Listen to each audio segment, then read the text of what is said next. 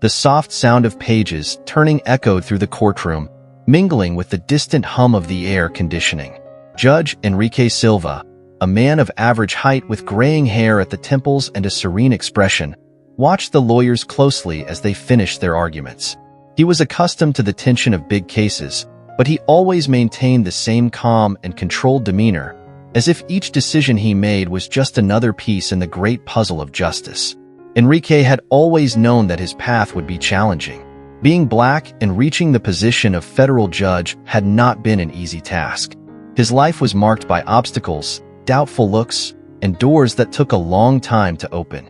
However, he had conquered each step with effort, dedicating himself to studies and legal practice, accumulating an impeccable reputation for honesty and impartiality. He knew that his presence in a position of such power was, in itself, an act of resistance against the prejudice that still permeated society. That late afternoon, after yet another long and exhausting session, fatigue weighed on his shoulders, but the feeling of duty fulfilled kept him going. Justice, for him, was more than a job. It was a mission. Each sentence he handed down was a chance to balance the scales of the world, even if, at times, he felt that the system was too slow to make the changes he wanted to see. But despite all the respect he had earned throughout his career, Enrique knew that prejudice still existed, and that even as a federal judge, he was not immune. He felt it in looks, subtle gestures, and comments that he often preferred to ignore. He knew that, for many people, he was seen more by the color of his skin than by the weight of his robe. As he left the courthouse that night, his desire for a moment of peace led him to decide to dine at one of his favorite restaurants, a place he had frequented for years. The restaurant was sophisticated, discreet, perfect for quiet reflection after an intense day. Without the burden of court formalities, Henry liked to lose himself in his thoughts, relax, and for a brief moment, forget the burden of always being the strongest. That night, he was about to face yet another test of his endurance. The restaurant was one of those places where the low lighting and ambient sound created an almost hypnotic atmosphere. The smell of wine and spices wafted through the air, and the murmur of conversation was soft, barely perceptible. Enrique entered the place, being greeted politely by the maitre d', who recognized him from many previous visits. Without having to ask, he was shown to his usual table, near a large window that looked out onto the illuminated streets of the city. As he sat down, he looked around. The restaurant was reasonably full, with well-dressed people talking in subdued tones, almost as if everyone there had agreed to maintain a certain invisible elegance. For Enrique, this environment was a refuge. He liked the silence that, even in the midst of so many, he could find there. It was his little ritual after long days of audiences. He picked up the menu, more out of habit than necessity, because he already knew what he was going to order. A shrimp risotto, one of his favorite dishes, accompanied by a full-bodied red wine. The perfect meal for a quiet evening. The waiter came quickly, took the order, and walked away unhurriedly, leaving Enrique alone with his thoughts. In the first few minutes, Enrique was carried away by the feeling of peace that the place offered. He looked at the city lights through the window, imagining what the lives of the people walking hurriedly outside were like, each in their own universe of worries and dreams. He felt momentarily disconnected from it all, enveloped only by the pleasure of the dinner that was about to come. But he soon noticed something that shattered his bubble of tranquility. From a nearby table, a middle-aged couple were watching him with some curiosity. At first, he ignored it, attributing the look to the fact that they had perhaps recognized him from someone who had seen him in court or on the news. It was something relatively common in his position. However, the couple's gaze carried a subtle suspicion, almost as if they were wondering what he was doing there. Enrique tried to ignore it, focusing on the wine that had just been served, but soon other discreet glances began to appear. It was as if he were under an invisible microscope. The sensation was uncomfortable, but familiar. He had felt something similar in the past, but never in that restaurant, where he had always been treated with respect. The waiter brought his meal, and Henry tried to calm himself down. He could taste the richness of the risotto, the warmth of the wine, but something inside him remained uneasy. The discomfort seemed to grow with each passing minute, and he realized that the suspicious looks had not disappeared. Something was about to happen. It was then that the restaurant door opened with a soft sound, but one that echoed strangely in Enrique's ears. Two men entered. They were not regular customers of the restaurant, that was obvious. Their steps were stiff, their expressions closed. They were dressed casually, but with that air of authority that did not go unnoticed. They were police officers. Henry's instincts, cultivated by years of experience in dealing with conflict, immediately kicked in. He straightened his posture, trying his best not to show that he had noticed their presence. But the two men soon began to scan the restaurant with their gaze, until their eyes fell on him. From that moment on, Henry's sense of discomfort turned into an icy certainty. They had noticed him, and it wouldn't be long before they approached. The police officers advanced towards Enrique, their boots echoing on the wooden floor of the restaurant, drawing the attention of other customers. The conversation around them died down, the atmosphere of elegance and calm slowly being replaced by a tension that hung in the air. Enrique, sitting at his table, felt everyone's eyes now turned to him with renewed intensity. One of the officers, a burly, hard-faced man, arrived first. He stopped beside Henry's desk, looking down at him with an expression of barely concealed suspicion. The second officer, younger but equally serious, stood a little behind, as if there to reinforce his partner's authority. "Excuse me," the burly policeman said, his voice low but full of authority. "Can we speak to you for a moment?"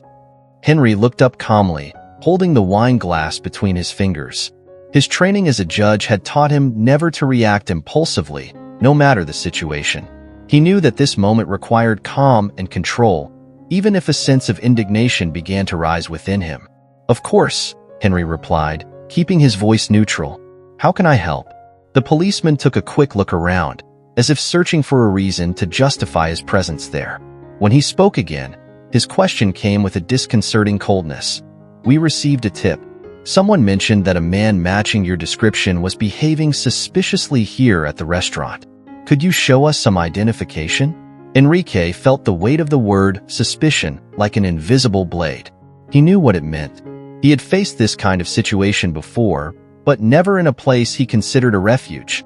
Racism, which so often came in disguised forms, was now revealed in a raw way, right there, in front of everyone. Without losing his composure, he took out his wallet and took out his federal judge's ID. He handed the document to the police officer with a slight movement, his eyes fixed on the man in front of him, defying any hasty judgment.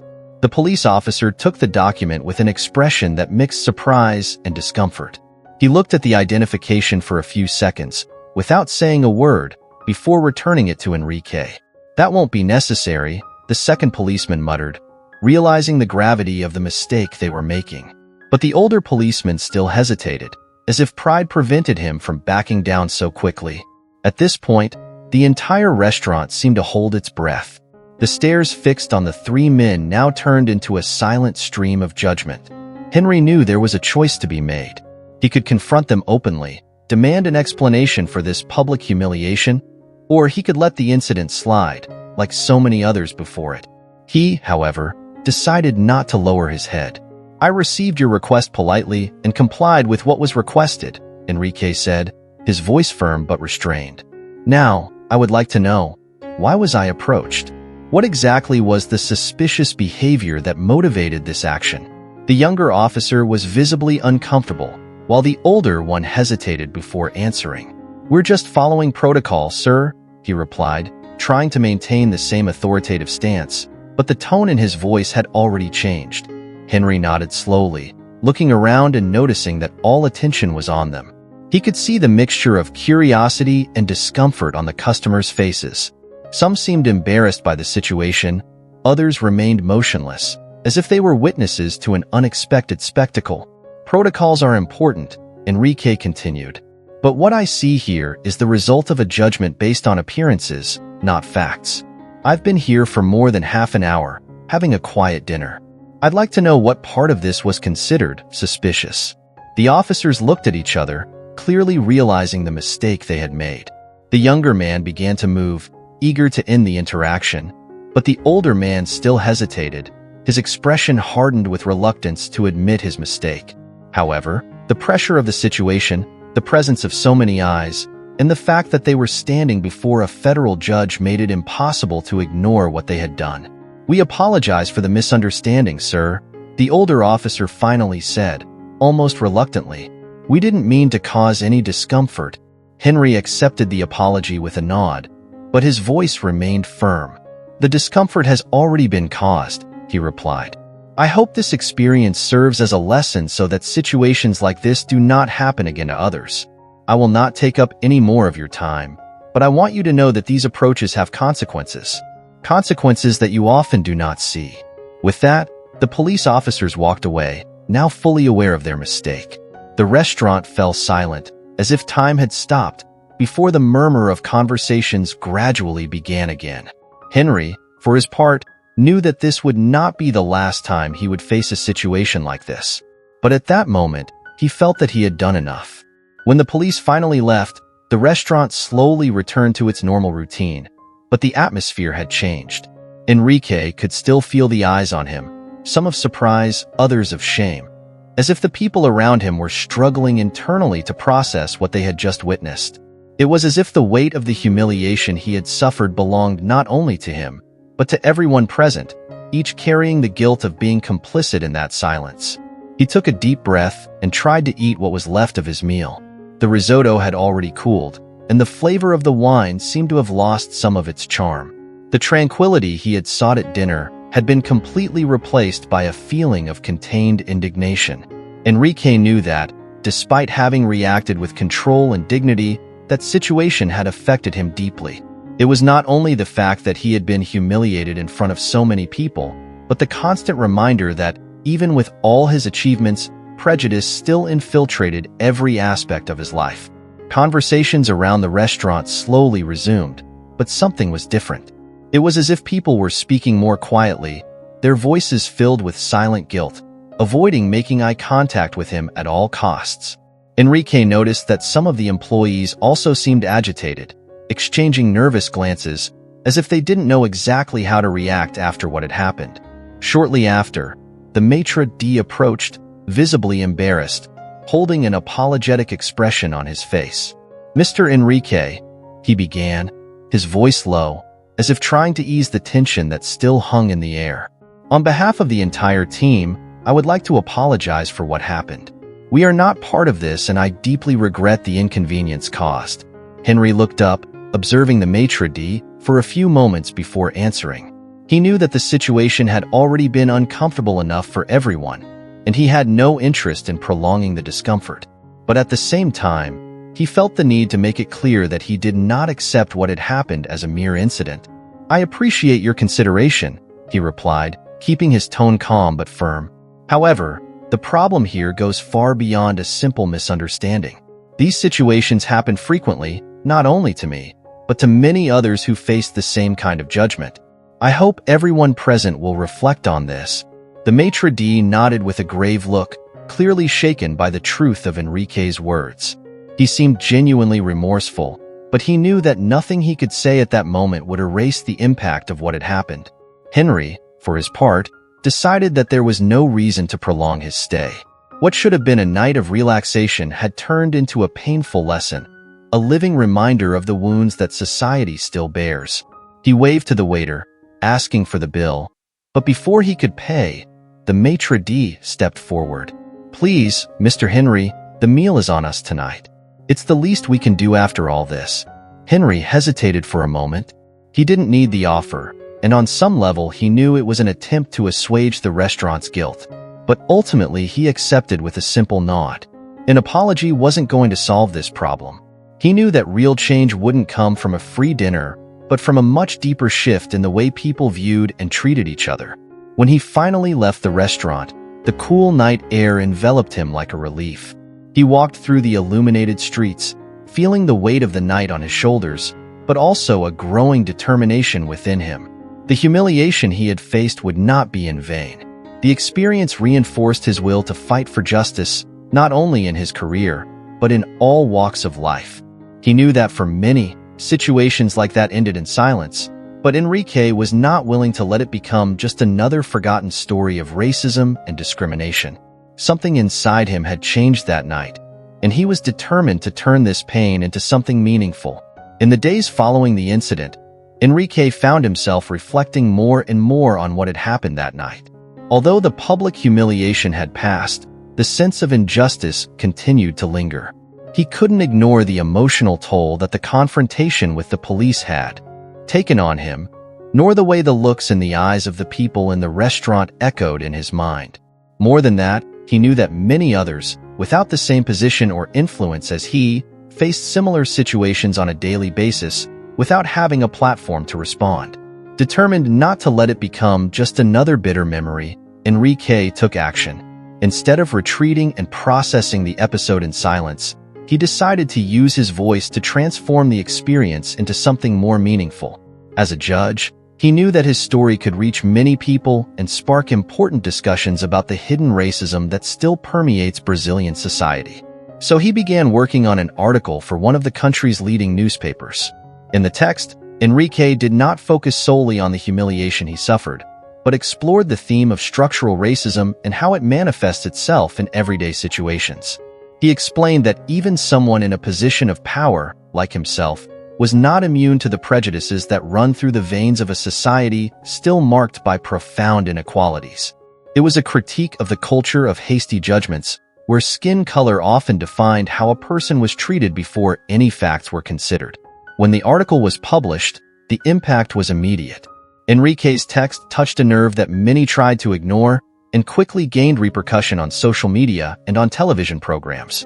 The story of the black judge who had been humiliated by the police in a luxury restaurant captured the public's attention and generated a national debate. People from different walks of life began to share their own experiences of discrimination, and the episode became a symbol of the fight against prejudice. Enrique, who had until then tried to deal with the situation privately, suddenly found himself at the center of a media storm. He was invited to participate in interviews and debates, where he was asked about how racism affected his personal and professional life. In each of these opportunities, Enrique remained firm and eloquent, always returning to the central issue. Racism was not an isolated or individual issue, but a systemic problem that needed to be addressed by everyone. Despite all the support he received from many sectors of society, Enrique also encountered resistance. There were those who tried to minimize the incident, suggesting that he was exaggerating or playing the victim. Others, still attached to conservative and racist views, tried to justify the police officers' actions, arguing that they were just men doing their jobs. These attacks did not surprise him. After all, he already knew that racism was a deep wound that was difficult to heal. However, the opposition only strengthened his determination to keep fighting. Meanwhile, the restaurant where the incident had occurred also spoke out. The restaurant manager, under pressure from the repercussions of the case, issued a public statement in which he apologized to Enrique and stated that measures would be taken to ensure that something like this never happened again. In addition, the management promised to review its policies on safety and employee training, in the hope of improving the treatment of all customers, regardless of their appearance or background. However, the biggest turnaround came from the police themselves. Feeling the weight of public pressure, the department responsible for the officers involved in the incident launched an internal investigation. It wasn't long before both officers were placed on temporary leave while the case was reviewed. Enrique wasn't seeking revenge, but justice and a real change in the way the authorities handled cases like his. The most striking moment, however, came during a press conference where the police chief made a rare public statement. He acknowledged that the officers' actions that night had been a mistake, stating that the approach had been conducted in a prejudiced manner and that it went against the values of the force. The public apology, although belated, represented an important step.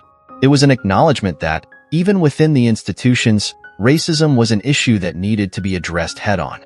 Enrique's case, then, transcended his personal experience. He became a living example of how structural racism operated and how it needed to be fought at every level, from the individual to the institutional. His article, his interviews, and the changes that followed began to shape a new conversation about racial equality in Brazil, and Enrique knew his fight would not end there. After the media explosion and the social repercussions that followed, Enrique found a moment of calm. He had become an active voice in a debate that had always existed, but was rarely taken with the necessary seriousness and depth. The experience he had lived through transformed his view of his own position in society. Before, he was a judge who ruled on cases with the coldness of the law. Now, he understood that the fight for justice went far beyond the courts and formal decisions. It was a fight experienced in everyday life, in the small interactions, in the attitudes that shaped the social fabric. Sitting in his office, Enrique reflected on how the past few months had changed his life. Not only had his career taken a new direction, but so had his perspective on his mission as a judge. He now saw his role in a broader sense. Not just about interpreting and applying the law, but about being an agent of change. With his platform, he could influence public debate, educate people, and demand changes to the system that perpetuated discrimination. At home, his relationship with his family had also become a refuge. His wife, Carla, and his 2 children, Pedro and Sofia, had always been by his side, but now they shared with him the weight of the responsibility he had taken on. They became a crucial emotional support, always reminding him of the importance of continuing to fight, even in the face of difficulties and the attacks he still received from more conservative sectors. Enrique also realized that his career, marked by countless achievements, had not shielded him from the realities of racism. He, a man who had reached one of the highest positions of power in his field, was still judged by the color of his skin. It was a painful lesson, but also one that strengthened him. By accepting the complexity of this reality, he knew he could use it as fuel to make even greater impact. As the days went by, Enrique became involved in community initiatives, supporting projects that sought to educate and empower young Black people in vulnerable situations. He began giving lectures at universities, talking about his experience and encouraging students to persist in their dreams, despite the obstacles. In each of these appearances, he emphasized the importance of education, perseverance, and building a support network. But most significant was the impact he felt within himself. The humiliation he had faced in the restaurant, once an open wound, was now a catalyst for his personal transformation. The initial trauma had been transformed into a profound sense of purpose. Each new interaction, each conversation, was an opportunity to plant seeds of change, and Enrique embraced this mission wholeheartedly. One evening, after a long lecture at a law school, Enrique found himself reflecting on the future. He knew the journey was just beginning. The changes he wanted to see in society would not happen overnight, and he would need patience and resilience. But at that moment, he felt prepared. He was surrounded by people who believed in the same fight, and he knew that together, they could make a significant impact. The sound of his children's laughter echoed through the house as he walked toward the living room. Peter and Sophie were playing on the floor, engaged in a lively game. Henry watched them for a moment, feeling a surge of hope and optimism. The world he was fighting for was one where his children could grow up without fear, without prejudice, free to be whoever they wanted to be. It was for them that he would continue to fight. It was for all those who still suffered in silence, as he had suffered. And in that moment, Henry knew that, despite the challenges that still lay ahead, he was on the right path. The impact of Enrique's article and the public debate that followed did not go unnoticed. A month after the incident, he was invited to a gala event celebrating community leaders and human rights advocates. It was a time when people from different walks of life came together to discuss how they could continue to promote social change in their communities. Enrique saw this opportunity as a chance to deepen his network and perhaps even find allies who could help him in his mission.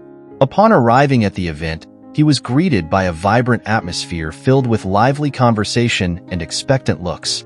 He greeted old friends and made new connections, sharing his vision for the fight against racism. During one of the talks, Enrique had the opportunity to hear inspiring stories from people who had also faced and overcome adversity. Among them was Layla, an activist recognized for her work in promoting racial and gender equality. Her life story was marked by struggles and triumphs, and Enrique was soon drawn to her passion and determination. At the end of the event, as the guests dispersed, Enrique and Layla exchanged a few words. She told him about her experiences fighting for social justice and the impact racism had had on her life. Feeling an immediate connection, Enrique realized that they both shared not only the pain of similar experiences, but also the hope for a better future.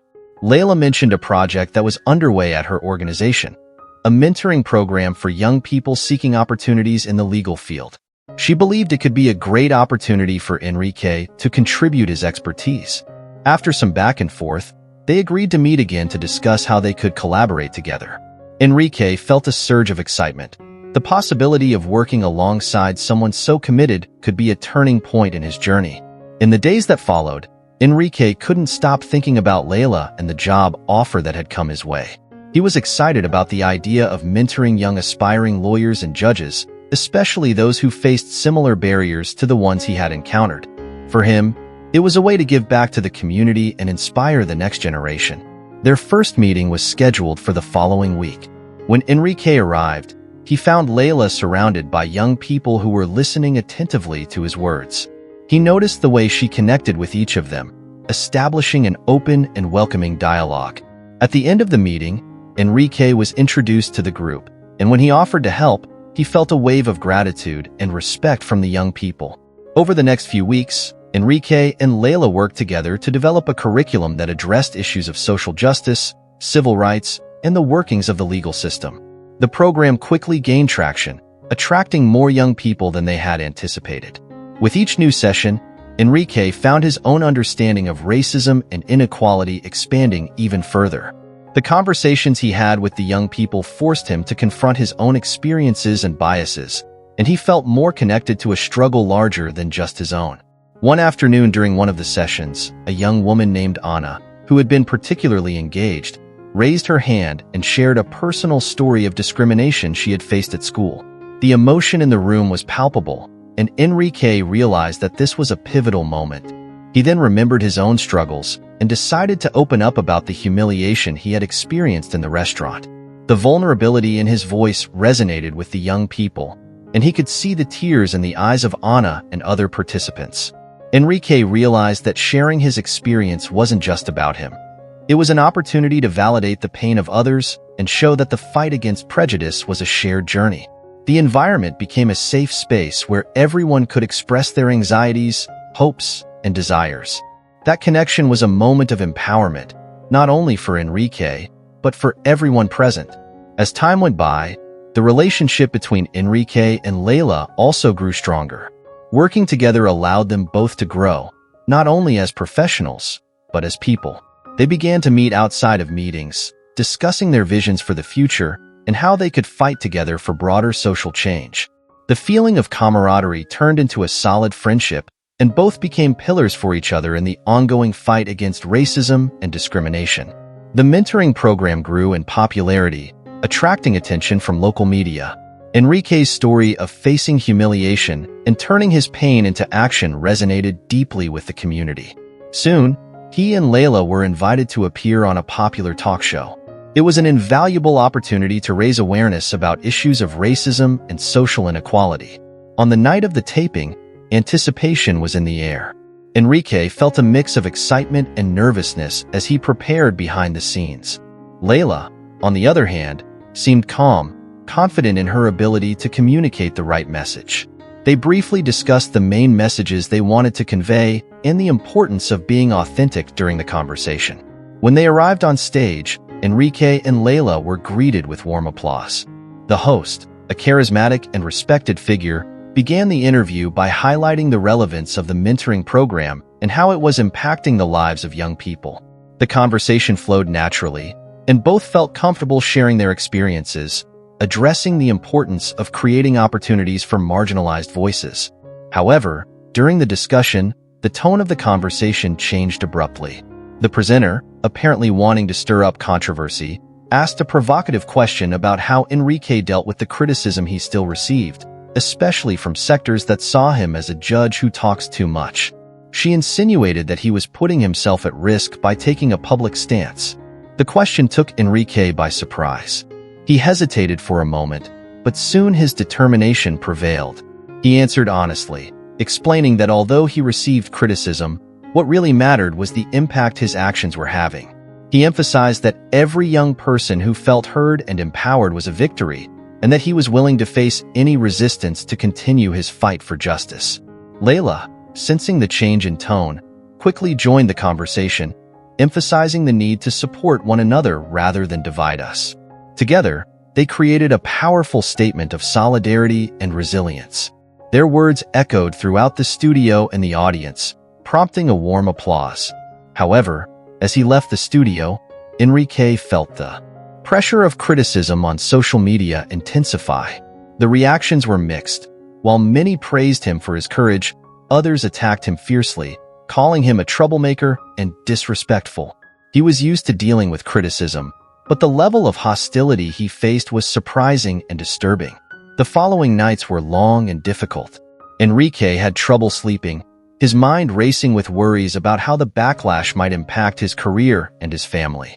He talked to Carla about the attacks, and she, ever his supporter, encouraged him not to let the negativity get to him.